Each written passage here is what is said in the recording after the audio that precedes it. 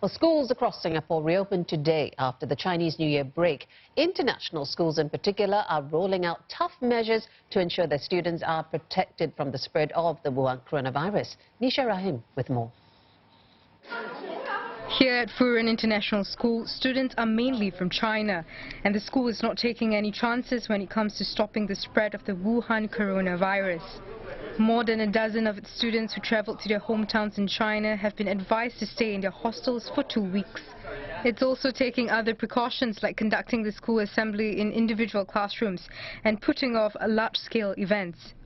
We do have many things that we have for activities for our students, but we are postponing all outdoor activities and keeping them less contact with the public, the better.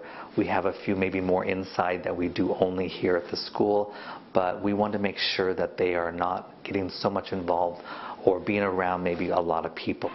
Elsewhere at Middleton International School, operator Eaton House Group says it had to reschedule plans for at least 2 upcoming major events for its 25th anniversary. It has also taken steps to contain the virus. So over the last week, we issued a travel advisory and travel declaration for all of our staff as well as our parents. So we issued that about a week ago.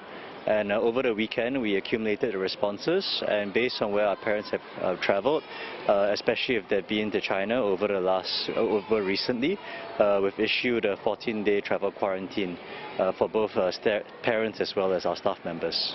These measures are in keeping with the Education Ministry guidelines for government schools over the past week.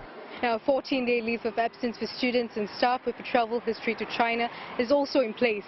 Now, we know that an estimated 800 students who returned from China around mid-January have already been asked to stay at home, and the numbers may change as travel declarations are collected. Now, affected students will be supported by home-based learning. Responding to CNA queries, the Education Ministry said current measures are adequate, but it will tweak them as the situation changes.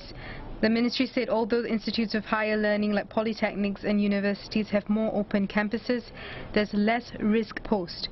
That's because students there are mostly older with a more fluid timetable, unlike those who spend long periods of time together. Now, amid concerns over the Wuhan virus, Education Minister Ong Ye Kung says life has to go on and schools must continue to make their difference to society. He visited 2 primary schools today. The schools reopened. Now, in a Facebook post, Mr. Ong noted it was pretty much business as usual, adding that students, teachers and staff he met were calm and resolute. He also said it was good to know that visitors were only allowed in after having their temperature taken.